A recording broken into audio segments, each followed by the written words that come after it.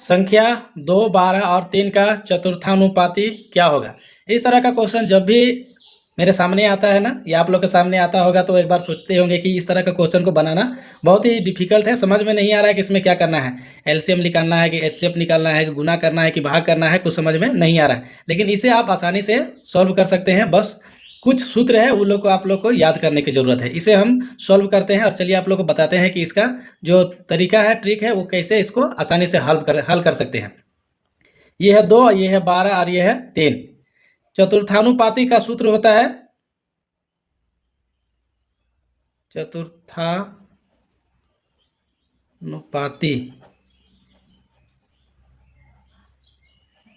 का सूत्र होता है बी गुना सी बटा में ए। अब हम इसमें किसको बी मानेंगे, किसको सी मानेंगे और किसे ए मानेंगे। ए हो जाएगा मेरा 2, बी हो जाएगा मेरा 12 और सी हो जाएगा मेरा 3। अब इतना हम क्लियर कर दिया, आपको अब बनाने का कोई दिक्कत होना नहीं चाहिए। बी कितना है 12, यहाँ लिख देंगे हम 12, गुना है तो गुना। सी कितना है मेरा 3, यहाँ लिख देंगे हम कितना 3, बटा में है तो बटा। ए का मान कितना है 2, ये हो गया मेरा कितना 2। अब इसे हम काट देंगे, 2 एका 2 और 2 छक 12, यानी ये हो गया 6 और ये हो गया 3।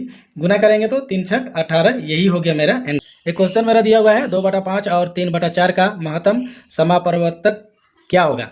इसका आंसर दिया हुआ है। बहुत से बच्चे इसको क्या करते हैं कि गलत सलत बना लेते हैं, या तो फिर उसे समझ में नहीं आता है कि इसको हल कैसे करना है। इसे हम आसान तरीका से, बहुत ही आसान तरीका से इसे हम सॉल्व कर सकते हैं। और एक बार आप लोग इस वीडियो को देख लिए तो हमें नहीं लगता है कि कभी भी ऐसा क्वेश्चन अगर आएगा तो आप कभी इसे मिस्टेक कर सकते हैं। तो चलिए इसे हम बनाने का प्रयास करते हैं और देखते हैं कि इसका आंसर कितना होगा। ये है मेरा 2/5 और ये है मेरा 3/4।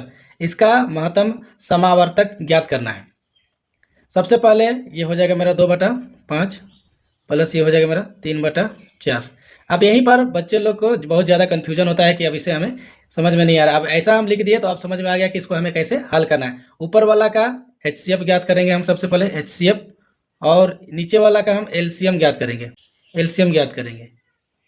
नीचे वाला का एलसीएम हो जाएगा 5 चौका 20, और इसका एचसीएफ ज्ञात करेंगे। 2 और 3 का एचसीएफ ज्ञात करेंगे। ये किसी भी संख्या से भाग नहीं जाएगा, मतलब 1 से जाएगा, तो ये हो जाएगा 2 एका 2 और 3 एका 3। ये मेरा हो जाएगा एचसीएफ 1 और एलसीएम हो जाएगा मेरा 20। तो इसका आंसर हो जाएगा मेरा 1/20। एक क्वेश्चन मेरे पास फिर से है, इसे सॉल्व करने का प्रयास करते हैं। बहुत बच्चे क्या करते हैं कि इसे गुना भाग करने में ही इसका टाइम ज़्यादा वेस्ट हो जाता है, क्योंकि यहाँ पर भाग दिया हुआ है, यहाँ पर गुना दिया हुआ है। तो पहले इसे सोल्व करना है कि पहले इसको सोल्व करना है, समझ में नहीं आता है।